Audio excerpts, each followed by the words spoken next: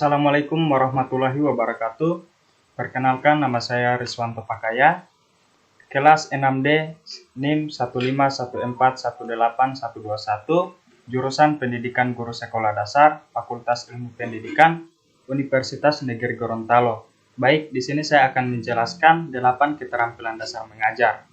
Baik, langsung saja keterampilan pertama yaitu keterampilan bertanya. Keterampilan bertanya yaitu keterampilan bertanya merupakan kemampuan seorang guru dalam bentuk ucapan atau pertanyaan sebagai stimulus untuk memunculkan atau menumbuhkan keaktifan dan respon dari peserta didik. Keterampilan ini berhubungan dengan cara memperoleh umpan balik atau feedback. Suatu pertanyaan yang baik mempunyai ciri-ciri sebagai berikut, yaitu kalimatnya singkat dan jelas, kemudian tujuannya jelas, tidak terlalu umum dan luas, kemudian setiap pertanyaan hanya untuk satu masalah, kemudian mendorong anak untuk berpikir, kemudian jawaban yang diharapkan bukan sekedar iya atau tidak, dan bahasa dalam pernyataan dikenal baik oleh siswa. Kemudian hal-hal yang perlu dihindari seorang pengajar dalam mengajukan kepada para pendidik, yaitu mengulangi pertanyaan sendiri, kemudian mengulangi jawaban siswa peserta didik, kemudian menjawab pertanyaan sendiri, kemudian pertanyaan yang memancing jawaban serentak, kemudian mengajukan pertanyaan ganda, kemudian menentukan siswa tertentu untuk menjawab. Nah, kemudian keterampilan yang kedua yaitu keterampilan memberi penguatan juga diartikan dengan tingkah laku guru dalam merespon secara positif suatu tingkah laku tertentu. Siswa yang memungkinkan tingkah laku tersebut timbul kembali yaitu dimaksudkan untuk membesarkan hati siswa agar mereka lebih giat berpartisipasi dalam interaksi belajar mengajar. Komponen memberi penguatan yang bisa diberikan oleh guru dalam kegiatan pembelajaran yaitu dengan penguatan verbal dan non-verbal. Penguatan verbal adalah penguatan yang diungkapkan dengan kata-kata baik pujian dan penghargaan atau kata-kata koreksi. Melalui kata-kata itu, siswa akan merasa tersanjung dan berbesar hati sehingga ia akan merasa puas dan terdorong untuk lebih aktif belajar. Nah, contohnya memberikan pujian dan hukuman. Kemudian penguatan nonverbal adalah penguatan yang diungkapkan melalui bahasa isyarat. Bentuk penguatan nonverbal adalah mimik dan gerakan badan, gerakan mendekat, sentuhan, kegiatan yang menyenangkan, dan pemberian simbol atau hadiah. Nah, kemudian yang ketiga yaitu keterampilan mengajar menggunakan variasi. Variasi gaya mengajar adalah pengubahan tingkah laku, sikap, dan perbuatan guru dalam konteks belajar mengajar yang bertujuan untuk mengatasi kebosanan siswa, sehingga siswa memiliki minat belajar yang tinggi terhadap pelajarannya. Dan ini bisa dibuktikan melalui ketekunan, antusiasme, keaktifan mereka dalam belajar dan mengikuti pelajarannya di kelas. Nah, komponen-komponen dalam keterampilan mengarahkan variasi yaitu variasi gaya mengajar. Variasi gaya mengajar pada dasarnya meliputi variasi suara, variasi anggota badan, dan variasi perpindahan posisi guru dalam kelas. Contohnya yaitu variasi suara, teacher voice, penekanan, fokus, kontak pandang, mimik, dan gerakan anggota badan atau gesturing. Perpindahan posisi guru, teacher, movement, kesenyapan guru, teacher lines. Nah, kemudian variasi dalam penggunaan media pembelajaran yaitu yang pertama yaitu variasi media yang dapat dilihat, kemudian yang kedua yaitu variasi media yang dapat didengar, kemudian yang ketiga variasi media yang dapat diraba. Nah, variasi pola interaksi dan kegiatan siswa. Pola interaksi guru dan siswa dalam kegiatan belajar mengajar memiliki corak yang sangat beraneka ragam, mulai dari kegiatan yang didominasi oleh guru sampai kegiatan mandiri yang dilakukan oleh siswa. Hal ini bergantung pada keterampilan guru dalam mengelola kegiatan belajar mengajar. Penggunaan variasi pola interaksi guru dan siswa agar kegiatan pembelajaran tidak menimbulkan kebosanan, kejenuhan, suasana kelas pun menjadi hidup. Nah, kemudian keterampilan keempat yaitu keterampilan menjelaskan. Nah, keterampilan menjelaskan merupakan aspek yang sangat penting bagi guru dan pengajar lain karena sebagian besar percakapan pembelajaran yang mempunyai pengaruh besar terhadap pemahaman siswa adalah belajar berupa penjelasan. Penguasaan keterampilan menjelaskan yang didemonstrasikan guru akan memungkinkan siswa memiliki pemahaman yang mantap tentang masalah yang dijelaskan, serta meningkatnya keterlibatan siswa dalam kegiatan pembelajaran. Nah, adapun komponen keterampilan menjelaskan terbagi menjadi dua, yaitu yang pertama komponen merencanakan penjelasan, yaitu isi pesan, tema, kemudian kemudian yang kedua penerima pesan harus dipertimbangkan karakteristiknya.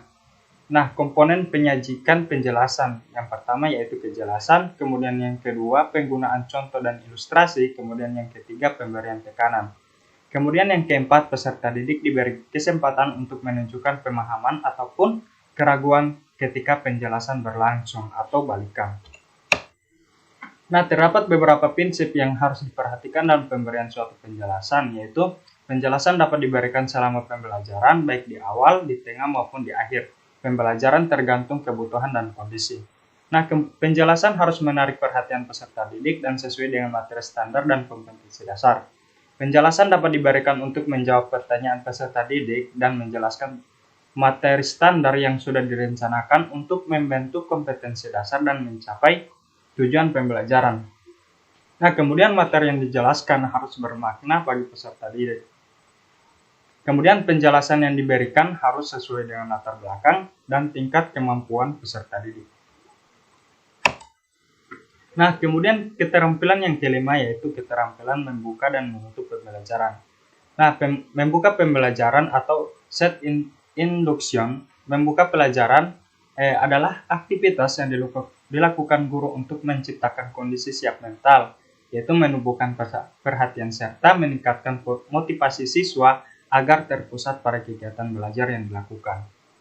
Nah, komponen keterampilan yang perlu dikuasai guru dalam membuka pelajaran adalah yaitu menarik perhatian siswa, kemudian memvariasikan gaya mengajar guru, kemudian menggunakan alat-alat bantu mengajar yang dapat menarik perhatian siswa, kemudian pola interaksi yang bervariasi, kemudian tempat belajar, kemudian menumbuhkan motivasi belajar siswa, kemudian membangun suasana akrab sehingga siswa merasa dekat, misalnya menyapa dan berkomunikasi secara ke keluarga, kemudian menimbulkan rasa ingin tahu, misalnya mengajak siswa untuk mempelajari suatu kasus yang sedang hangat dibicarakan, kemudian memberi acuan. Memberi acuan merupakan usaha untuk mengemukakan secara spesifik dan singkat serangkaian alternatif yang memungkinkan siswa memperoleh gambaran yang jelas mengenai hal-hal yang harus dipelajari. Nah, kemudian menutup pelajaran, closure.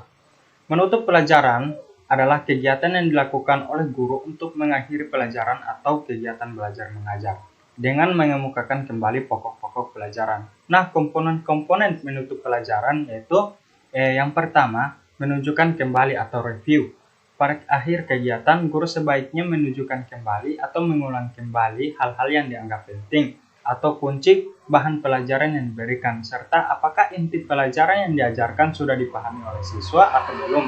Kemudian, mengevaluasi atau menilai. Evaluasi merupakan salah satu upaya untuk mengetahui apakah siswa sudah mendapatkan pemahaman yang utuh terhadap konsep yang dijelaskan adalah dengan dilakukannya evaluasi. Kemudian memberikan tindak lanjut. Tindak lanjut yang yaitu upaya meningkatkan lanjutan terhadap kegiatan pembelajaran yang telah dilakukan dengan maksud untuk lebih memanfaatkan pemahaman siswa baik berkenaan dengan konsep-konsep dalam rangka mengaplikasikan pemahaman konsep terhadap pemecahan masalah praktis. Nah, kemudian keterampilan keenam yaitu keterampilan membimbing diskusi kelompok kecil.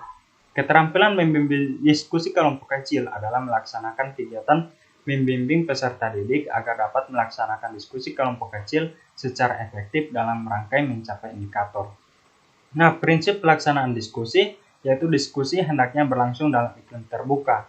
Hal ini ditandai adanya kehangatan hubungan antar pribadi, kesediaan menerima dan mengenal topik lebih jauh, keantusiasan berpartisipasi dan kesediaan menghargai pendapat orang lain, serta terbinanya perasaan aman dan bebas berpendapat.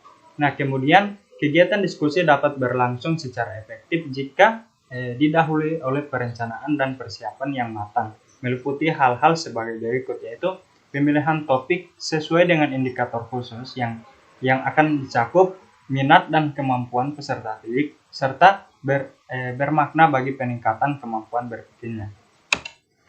Kemudian komponen keterampilan membimbing diskusi kelompok kecil yaitu yang pertama memusatkan perhatian, kemudian yang kedua memperjelas masalah dan memberikan urunan, kemudian yang ketiga meningkatkan urunan siswa, kemudian yang keempat menganalisis pandangan siswa, kemudian yang kelima menyebarkan kesempatan untuk berpartisipasi, kemudian yang keenam menutup diskusi. Nah, kemudian keterampilan ketujuh yaitu keterampilan mengelola kelas. Keterampilan mengelola kelas merupakan keterampilan guru untuk menciptakan dan memelihara kondisi belajar yang optimal dan mengembalikan ke kondisi optimal jika terjadi gangguan, baik dengan cara mendisiplinkan atau melakukan kegiatan remedial. Nah, cara menata pola atau dena tampak duduk siswa sesuai dengan kebutuhan pembelajaran yaitu yang pertama pola atau dena tampak duduk siswa berbentuk huruf U, kemudian pola tempat duduk siswa berbentuk persegi, kemudian pola tempat duduk siswa berbentuk paralel atau sejajar. Hal-hal yang harus dihintu campur tangan yang berlebihan, kemudian yang kedua kelenyapan, kemudian yang ketiga ketidaktepatan memulai dan mengakhiri kegiatan, kemudian yang keempat penyimpangan, kemudian yang kelima bertele-tele. Nah, kemudian yang kedelapan keterampilan mengajar kelompok kecil dan perorangan. Mengajar kelompok kecil dan perorangan merupakan suatu bentuk pembelajaran yang memungkinkan guru memberikan perhatian terhadap peserta didik dan menjalin hubungan yang lebih akrab antara guru dengan peserta didik maupun antara peserta didik dan peserta didik. Pola penggunaan pengajaran kelompok kecil dan perorangan dalam kelas yaitu yang pertama kelas besar, kemudian kelompok kecil, kemudian perorangan, dan kemudian kelas besar. Nah, kemudian yang kedua yaitu kelas besar, kemudian menuju ke kelompok kecil, kemudian kelompok kecil, kemudian ke kelas besar. Kemudian yang ketiga kelas besar, menuju ke perorangan, kemudian menuju lagi ke kelompok kecil, kemudian lagi ke kelas besar. Kemudian keempat kelas besar, perorangan, kemudian ditambah perorangan, kemudian kelas besar.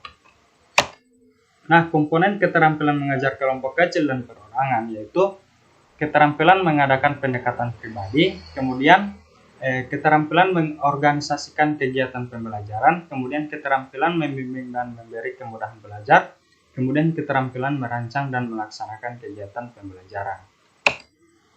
Nah, baiklah itulah penjelasan mengenai 8 keterampilan dasar mengajar dari saya. Lebih dan kurangnya saya mohon maaf. Billahi taufiq wal hidayah. Wassalamualaikum warahmatullahi wabarakatuh.